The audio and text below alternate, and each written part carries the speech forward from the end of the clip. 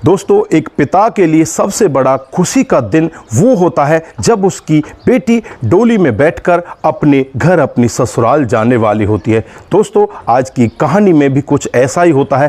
पिता और पूरा का पूरा परिवार बहुत ही ज़्यादा खुश होता है क्योंकि आज इसकी बेटी की शादी होती है। दोस्तों, वहाँ पर बारात पहुँच जाती है। बारात की अच्छे से आगवानी की जाती है। दोस्तों, उन्हें चाय पानी पिलाया जाता है। दोस्तों, यहाँ पर जो दूल्हा होता है उसके परिवार वाले होते हैं वो 4 पहिए की गाड़ी की डिमांड में अड़ जाते हैं और कहने लगते हैं कि जब तक आप लोग हमें 4 पहिए की गाड़ी नहीं दोगे तब तक हम फेरे नहीं लेंगे। दोस्तों, ये बात सुनकर पिता के पैरों तले ज़मीन खिसक जाती है। पिता बैठकर रोने लगता है और इधर जो बाकी के सदस्य होते हैं घर वाले, उनके भी हाथ पैर फूल जाते हैं। करें तो क्या करें। दोस्तों, ये बात उड़ती उड़ती उस लड़की के पास पहुंच जाती है जो आज नई नवेली दुल्हन के पोशाक में सजकर बैठी होती है। दोस्तों, यहाँ पर वो लड़की टूटती नहीं है और एक ऐसा निर्णय लेती है, वहाँ पर पहुँच जाती है जहाँ पर मंडप होता है और दूल्हे को कहती है कि मैं तुमसे शादी नहीं करना चाहती, तुम जैसे लालची के साथ मैं शादी कभी भी नहीं कर सकती, तुम यहाँ से भाग जाओ। दोस्तों, पुलिस वहाँ पर आ जाती है और पुलिस आने के बाद यहाँ पर फैसला हो जाता है। दोस्तों, दूल्हा अपने घर लौट जाता है, दुल्हन अपने घर पर रह जाती है। दोस्तों, 3 साल बाद जब ये आपस में मिलते हैं तो एक ऐसी जगह पर मिलते हैं जहाँ पर ये दूल्हा जो होता है वो अपनी उस दुल्हन जिसे सजी सजाई वो मंडप में छोड़कर आ गया था उसके चरणों में गिर जाता है और बहुत ही तेज़ी के साथ रोते हुए माफ़ी मांगने लगता है। दोस्तों, ऐसा वहाँ पर क्या हुआ था, किस वजह से वो ऐसा कर रहा था, अगर आप भी पूरी कहानी के बारे में जानना चाहते हैं तो वीडियो को ज़रा सा भी स्किप ना करें। आइए दोस्तों, जानते हैं पूरा मामला क्या था। नमस्कार, जय हिंद। आप देख रहे हैं APH न्यूज़ राहुल रावत के साथ। तो दोस्तों, आज की जो हकीकत की घटना आपको बताने जा रहा हूँ ये मध्य प्रदेश के भोपाल शहर की हकीकत की घटना है।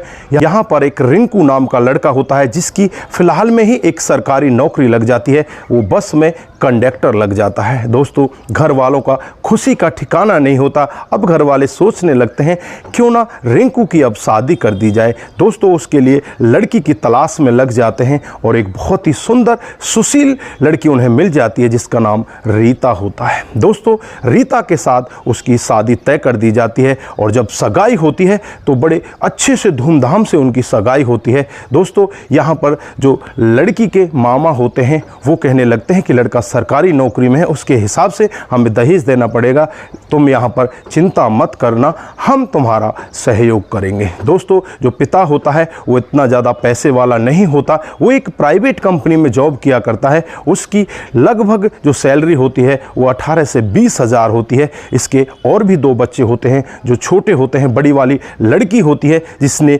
BA की क्लास पास कर ली होती है, वो आगे तैयारियां कर रही होती है कि आगे जॉब की तैयारी करे। दोस्तों, इनकी शादी तय हो जाती है और जिस दिन शादी होती है जो दूल्हा होता है रिंकू अपनी पूरी बारात के साथ दुल्हन के गेट पर पहुंच जाता है। दोस्तों, यहाँ पर जो मायका पक्ष होता है लड़की का वो इनका बड़े प्यार से भव्य स्वागत करता है। दोस्तों, इन्हें बिठा दिया जाता है मंडप के अंदर, ये बैठ जाते हैं। लेकिन यहाँ पर दूल्हे को पता चलता है कि तुम्हें 4 पहिए की गाड़ी नहीं दी जा रही है। दोस्तों, यहाँ पर दूल्हे का मन बदलने लगता है। वो कहने लगता है कि मुझे तो 4 पहिए की गाड़ी चाहिए, नहीं तो मैं फेरे नहीं लूँगा। दोस्तों, जब लड़की के घर वाले ये पूरा वाक्य सुनते हैं तो लड़की के घर वाले यहाँ पर टूट जाते हैं और यहाँ पर बैठकर रोने लगते हैं। दोस्तों, वो करें तो क्या करें। दोस्तों, इससे पहले जो शादी होने वाली होती है उससे 1 महीने पहले ही जो लड़की का पिता होता है उसे अचानक ही लखुआ मार जाता है और लखुआ भी उसे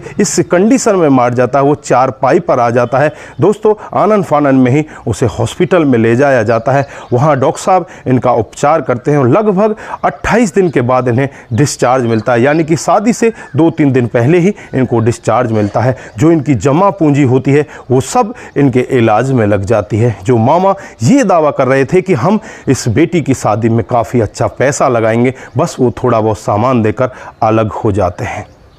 दोस्तों पिता यहाँ पर गाड़ी नहीं ले पाते, वो बस इतने हुए थे कि वो बस थोड़े बहुत चलने लगे थे, लाठी के सहारे से चलने लगे थे, लेकिन वो इतने ठीक नहीं हुए थे कि वो अच्छे से चल सकें, अच्छे से कामकाज कर सकें। लेकिन यहाँ पर जब वो इस तरह का वाक्य सुनते हैं तो जो उनके समधी होते हैं उनसे कहने लगते हैं कि आप टेंशन ना करो, ये शादी मत रोको, मैं आपके बेटे के लिए गाड़ी का इंतज़ाम भी कर दूंगा, लेकिन मुझे थोड़ा सा समय दे दीजिए, मेरे साथ में बहुत बड़ी विपत्ति हो चुकी है, मेरे साथ में ऐसा हो चुका है कि मुझे लकवा मार गया, मैं बस 3 दिन पहले ही खाट से खड़ा हुआ हूँ, मैं बस अभी चलने लायक ही हुआ हूँ, आप कृपया करके मेरी बेटी का रिश्ते को मत ठुकराइए, आप कृपया करके आज फेरे ले लीजिए, नहीं तो मैं कहीं का नहीं रहूँगा, मैं टूट जाऊँगा, मैं जीते जी मर जाऊँगा। दोस्तों पिता यहाँ पर इस तरह से हाथ पैर जोड़ता है, लेकिन दूल्हा यहाँ पर साफ मना कर देता है कि जब तक आप गाड़ी के पैसे जमा नहीं कराते तब तक मैं फेरे नहीं लूँगा। दोस्तों ये बात उड़ती उड़ती दुल्हन के पास पहुंच जाती है, और जब दुल्हन को पता चलता है कि इस तरह से तेरा पति कह रहा है कि उसे तब तक पैसे नहीं मिल जाएंगे तब तक वो शादी नहीं करेगा, दोस्तों दुल्हन खड़ी होती है और खड़ी होकर मंडप में आ जाती है, और यहाँ आकर वो कहती है कि मैं तेरे साथ में शादी नहीं करना चाहती। दोस्तों रिंकू भी उसकी तरफ देखने लगता है कि ये लड़की कह क्या रही है। दोस्तों यहाँ पर रिंकू के जो घर वाले होते हैं उनके भी अब हाथ पैर फूलने लगते हैं, वो कहने लगते हैं कि ये तो बात उल्टी पड़ चुकी है। दोस्तों जो गांव के लोग होते हैं उनको चारों तरफ से घेर लेते हैं और उन्हें एक कमरे के अंदर बंद कर देते हैं।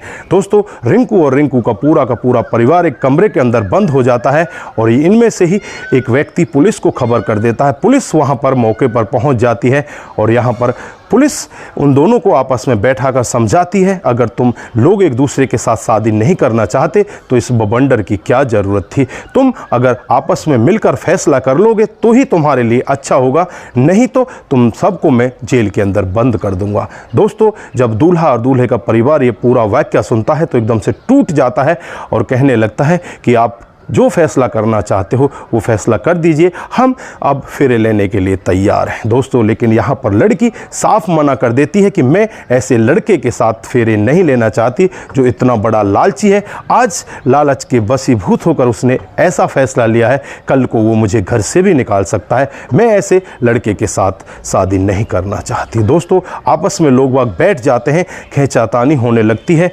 दोस्तों फिर पंचायत में एक फैसला लिया जाता है कि जो लड़की की शादी में खर्चा हुआ है, जो खाने पीने का सामान बनवाया है, उस सब खर्चे के लिए इनको 5 लाख रुपए दे दिए जाए। दोस्तों यहाँ पर जो लड़का होता है उसका परिवार 5 लाख रुपए लड़की के परिवार को देकर वहाँ से वापस लौट जाता है। वो भी मायूस होते हैं, लड़की का परिवार यहाँ पर बुरी तरह से टूट चुका होता है, वो करे तो क्या करे। लड़की भी यहाँ पर बस बहुत ही बुरी कंडीशन से गुजर रही होती है, वो अपने दिल में एक बार तो सोचती है कि मैं अपने आप को ख़त्म कर दूं, लेकिन फिर उसे समझ आती है कि अगर तूने ख़त्म कर दिया तो सामने वाले को सबक कैसे मिलेगा। दोस्तों फिर वो इतनी ज़्यादा पढ़ाई करती है, पढ़ाई करके वो एक फ्लाइंग में लग जाती है, जो बसों के ऊपर चेकिंग की जाती है, उस फ्लाइंग की बहुत बड़ी ऑफिसर बन जाती है, और 3 साल के बाद वो वहीं पर पोस्टिंग हो जाती है जहां पर ये बस कंडक्टर उस डिपो में चलाया करता है। वो पूरा का पूरा एरिया इस लड़की के अधीन में हो जाता है। घर वाले भी यहाँ पर बहुत ज़्यादा खुश होते हैं कि आज हमारी बेटी भी सरकारी नौकरी में लग चुकी है। दोस्तों उसके लिए एक अच्छा सा लड़का देख लिया जाता है और उसकी शादी कर दी जाती है। दोस्तों एक दिन का वाक्य होता है, लगभग 3 साल इस वाक्य को बीत चुके होते हैं। जो शादी का समय था उससे 3 साल बाद का वाक्य होता है, जब ये लड़की अपनी गाड़ी में बैठकर इसके साथ और भी इसके साथी कर्मचारी होते हैं, ये बसों की चेकिंग के लिए चल देती है और एक बस को रोक देती है। दोस्तों उस बस को रोकने के बाद देखती है अंदर वही कंडक्टर है जो तेरे से मंडप में तुझे छोड़कर गया था। दोस्तों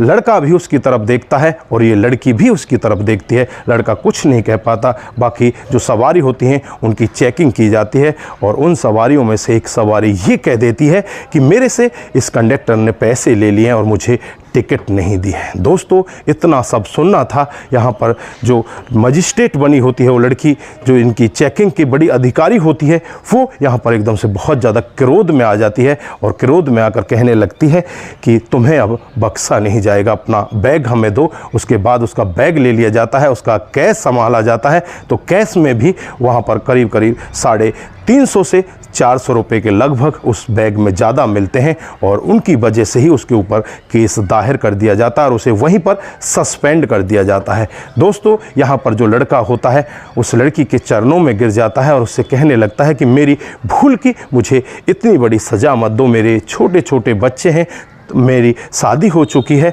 मुझे इतनी बड़ी सज़ा मत दो, मैं भूखा मर जाऊंगा, मेरे बच्चे भूखे मर जाएंगे। दोस्तों, यहाँ पर लड़की कहती है कि तुमने काम ही इतना गलत किया है, सरकार तुम्हें तनख्वाह देती है लेकिन तुम अपनी तनख्वाह में खुश नहीं हो, उसके बावजूद भी तुम अलग से कमाना चाहते हो। तुम्हारी जो सज़ा है वो बहुत बड़ी सज़ा है, मैं तुम्हें बस सस्पेंड कर रही हूँ, निलंबित नहीं कर रही हूँ, नहीं तो मैं तुम्हें निलंबित भी कर देती। तुम यहाँ पर काम करने के योग्य नहीं हो, तुम तो बहुत बड़े घूसखोर हो, आज भी तुम्हारे अंदर वही लालच भरा हुआ है जो लालच तुमने उस दिन दिखाया था। दोस्तों, यहाँ पर वो चरणों में गिर जाता है और कहने लगता है कि मुझसे बहुत बड़ी भूल हुई है, मुझे माफ़ कर दो। दोस्तों, वो गिड़गिड़ाता रहता है लेकिन यहाँ पर ये लड़की उसकी तरफ जरा सी भी नहीं सोचती और अपनी गाड़ी लेकर वहाँ से चली जाती है। तो दोस्तों, ये थी आज की हकीकत की कहानी। आप लोगों को कैसी लगी? अगर आपको जरा सी भी प्रभावित करती है तो एक बार दोस्तों के साथ ज़रूर शेयर करके जाइए। दोस्तों, यहाँ पर जो लड़की ने उसके साथ किया था, क्या सही था या गलत था? क्या लड़की को उसे माफ़ कर देना चाहिए था या जो उसने किया वो बहुत ही अच्छा था? आप क्या कहना चाहते हैं? आपकी जो भी राय है एक बार कमेंट बॉक्स में ज़रूर दीजिएगा। दोस्तों, आज के लिए बस इतना ही, फिर मिलते हैं किसी नए मोड के साथ। तब तक के लिए आप अपना ख्याल रखें, परिवार का ख्याल रखें, सतर्क रहें, सावधान रहें और अपना और अपने परिवार का विशेष ध्यान रखें। नमस्कार, जय हिंद,